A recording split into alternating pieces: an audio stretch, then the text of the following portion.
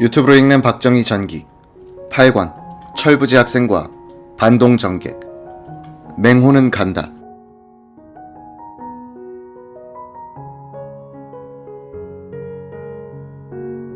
파월 맹호사단장 겸 주월 한국군 사령관 최명신 소장, 이훈섭 준장을 부사령관으로 발탁했다. 이 준장은 이동 외과병원 및 태권도 교관단 파병, 비둘기 부대 파병 때의 선발대장, 그리고 맹호 부대 파병 때는 연락장교단의 일원으로 본대가 도착하기 전에 먼저 월남에 갔다. 그는 미군과 월남군 사이에서 한국군의 지휘, 작전 관할권 문제 등 여러가지 행정적인 준비 작업을 진행했던 인물이었다. 최명신 장군은 이 장군에게 나는 일선을 책임질 테니 이 장군은 사이공을 책임져 주시오 라면서 동행을 간곡히 요청했다. 이 준장이 김성은 국방장관에게 보직 신고를 하자 김 장관은 이렇게 말했다. 이 장군에 대한 좋지 않은 보고서가 미군 측에서 올라와 있어요.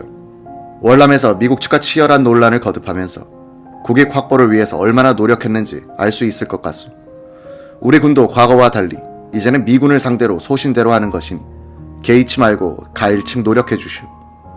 맹호 부대가 미 해군 수송함을 타고 월남으로 떠난 뒤 최명신 장군을 비롯한 사령부 병력은 1965년 10월 20일 미군 수송기 편으로 김포공항을 떠나 그날 저녁 사이공에 도착했다. 다음날 최명신 사령관은 동해안의 퀸온으로 가서 상륙하는 맹호 부대를 맞았다. 주월 한국군 사령부가 맨 처음 당면한 문제는 작전 지휘권 문제였다. 주월 미군은 한국에서 그렇듯이 한국군을 주월 미군의 작전 지휘권 아래 두고 싶어 했다.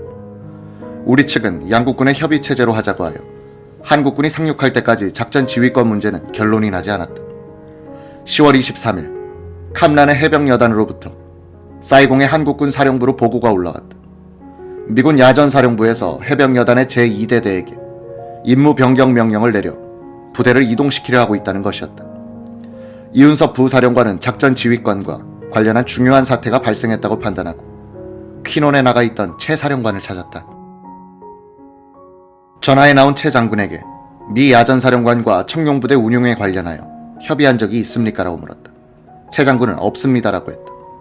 이훈섭 준장은 한국군 사령관과 협의도 하지 않고 우리 부대를 통제한다는 것은 지휘체제에 혼란을 유발할 우려가 있다고 판단.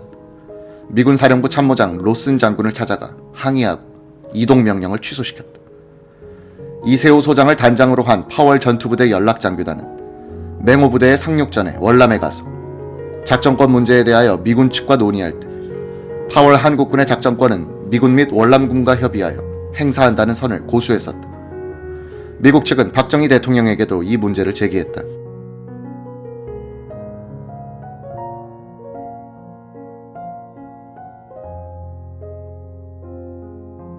어느 날 밤 박 대통령은 김 장관을 청와대로 불렀다. 며칠 전 브라운 대사와 비치 8군 사령관이 날 찾아왔어요. 작전 지휘권의 일원화에 김 장관이 완강하게 반대하고 있으니 날더러 도와줬으면 좋겠다고 하던데. 각하, 우리의 작전 지휘권을 미군한테 주면 그들은 우리 군을 밀림 속으로 배치할 것입니다. 그러면 360도로 방어해야 하고 전멸할지도 모릅니다. 김 장관은 월남에서 작전 지휘권이란 결국 작전 지역의 결정권이라고 이해했다. 밀림 내륙 지역을 한국군이 담당할 경우 대민 접촉이 끊어져 외교적 성과는 달성할 수 없고 건설업체를 비롯한 우리 인력 수출의 교두보 확보에도 차질이 예상됐다. 해병대 사령관 출신인 김성은 장관은 박 대통령이 육군 출신임을 감안해 이렇게 설명했다고 한다. 해병은 해군 함정의 화력을 등에 업고 전방의 적과 대치함으로써 내륙에서 사방의 적과 맞서야 하는 육군에 비해 전투력이 크게 발휘됩니다. 주월 한국군이 해안을 따라 배치되면 전방만 감시하면 됩니다. 내륙으로 들어가면 사방이 포위될 위험이 있습니다. DMBMF 전투 때 프랑스군 2만여 명이 월맹군에게 포위돼 항복하지 않았습니까? 만약 그렇게 되면 정권도 위험해집니다. 이해가 빠른 박 대통령은 김 장관에게 맡길 테니 버텨보시오라고 했다. 1965년 11월 2일 맹호 부대의 기갑연대가 상륙한 뒤 최명신 사령관은 비로소 미군 지휘관 회의에 참석해 입장을 밝히게 됐다. 최 장군은 그동안 미군 측의 회의 참석 요청을 무시해버렸었다. 회의장에 나가니 퀸온 지역을 맡고 있는 라슨 야전군 사령관이 신경질을 냈다.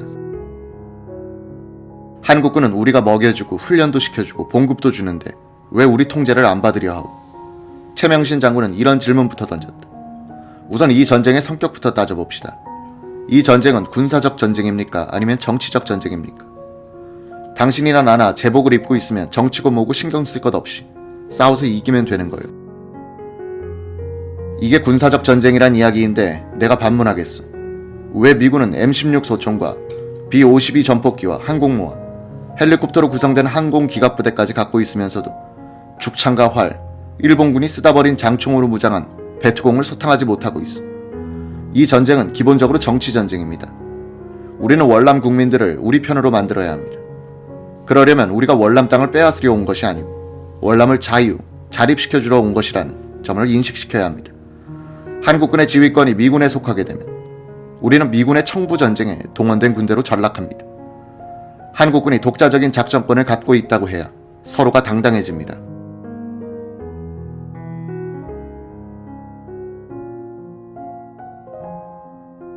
최명신 주월 한국군 사령관은 미군 지휘관 회의에서 소신 표명을 계속했다. 저는 개인적으로 웨스트모어랜드 사령관을 존경합니다.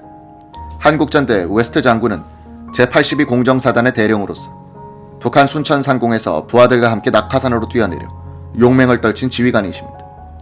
저분의 지휘권 아래로 들어가는 것은 개인적으로는 영광이라고 생각합니다. 그러나 그렇게 하는 것이 정치적으로는 저분을 오히려 어렵게 만들 것이라고 생각합니다. 미군 지휘관들도 이해하는 분위기로 돌았다. 이로써 한국군의 지휘권은 미국 월남 측과 협의하여 행사하는 쪽으로 정리됐다. 게릴라 전술의 전문가 최명신 소장은 육군 본부에서 작전참모부장으로 일하면서 월남전을 연구했는데 비관적인 판단을 하게 됐다고 한다. 나는 월남전의 작전 개념을 수립하면서도 나 자신은 월남에 가지는 않겠다는 생각을 하게 됩니다. 우리가 상대해야 하는 베트공은 군복을 입은 정규군이 아니라 민간인 행세를 하는 게릴라들이었습니다. 월남 정부는 민심을 떠나고 있었고 월맹 지도자 호치민의 인기는 높아만 가고 있었습니다. 9살짜리 꼬마의 호주머니 속에 수류탄이 들어있고 어린아이를 업은 아낙네의 옷 속에 권총이 숨겨져 있는 이런 상황에서 과연 미군의 작전 개념인 수색 및 섬멸 작전이 실효를 거둘 수 있을지 의문만 생겼습니다. 최명신 장군의 작전 개념은 분리 및 섬멸이었다.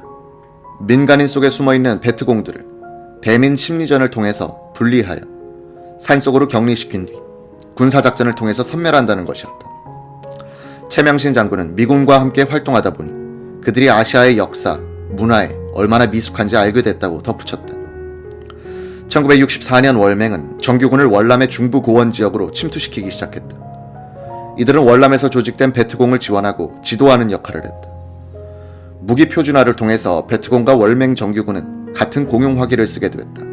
1965년 초 미국은 월맹의 4개 정규사단이 월남에서 작전 중임을 확인하고 롤링 썬더 작전을 시작했다.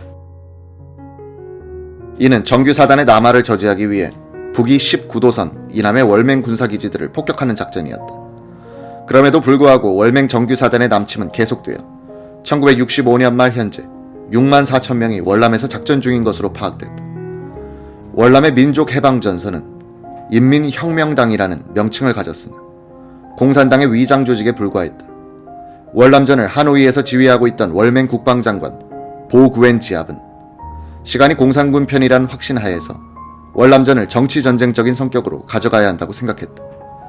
정치전쟁에서 승패는 전장이 아니라 여론과 언론의 영향을 크게 받는 국내 정치 무대에서 결판난다.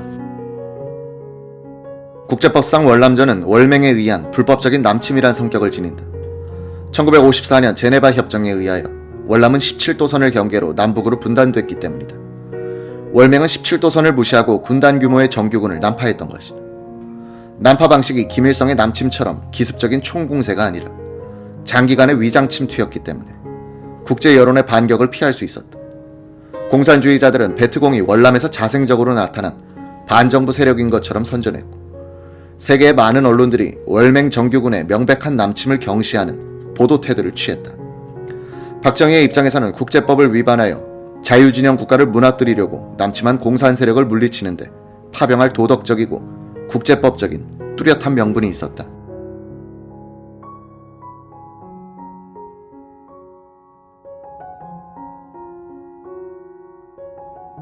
월남 파병을 통해서 주한미군을 월남 전선으로 빼돌리려는 미국 측의 의도를 사전에 봉쇄하는 한편 파병에 따른 경제적 이득과 국군 현대화에 대한 미국 측의 지원을 받을 수 있었다. 실리와 명분을 고루 갖춘 파병이었던 것이다. 그뒤 월남과 미군이 졌고 월남이 월맹에 흡수 통일되었다고 해서 한국의 파병 이후까지 부정적으로 평가될 수는 없는 것이다. 평가의 기준은 어디까지나 국가 이익과 국제법, 그리고 인류의 보편적 가치여야 하는 것이다. 통일된 월남이 이제 와서 시장경제, 즉 자본주의를 지향하는 방향으로 개혁하고 있는 점을 볼 때 월맹이 승자였다고 해서 월맹의 공산혁명 노선이 옳았고 그에 반대한 한국의 파병은 나빴다고 해석하는 것은 승패와 선악을 구별하지 못하는 논의가 될 것이다. 1965년에서 1970년까지의 6년간 월남 파병에 따른 미국 측의 대한 지원 총액은 9억 2,700만 달러였다. 그 주된 내용을 보면 월남에서 한국 회사들이 미군과 맺은 구매 또는 공사 계약이 3억 500만 달러로 가장 많았다. 미군의 한국 측이 공급한 물건값이 1억 4,400만 달러, 미군이 부담한 한국군에 대한 각종 해외 수당 지급액이 1억 3천만 달러, 월남 파병을 계기로 유보됐던 군원 이관 계획 액수가 9,300만 달러, 한국군의 군수물자 조달에 대한 미군 측의 지원이 5천만 달러 등등.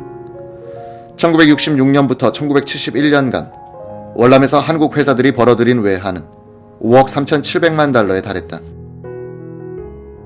공사 및 용역 제공, 한국인 기술자들의 송금, 그리고 군수물자 수출을 통한 외화 가득이었다. 월남전이 절정에 달했던 1968년에는 1억 1,340만 달러, 1969년에는 1억 420만 달러, 1970년은 9,700만 달러에 달했다. 최성기에는 80여 개의 한국 회사와 16,000명의 기술자들이 주로 미군과 계약하에 활동했다. 월남전이 절정에 달했던 1968년의 경우 무역 외수입으로 분류되는 공사, 용역 등 월남으로부터의 각종 외화 가득은 그해 상품 수출액의 36%나 됐다.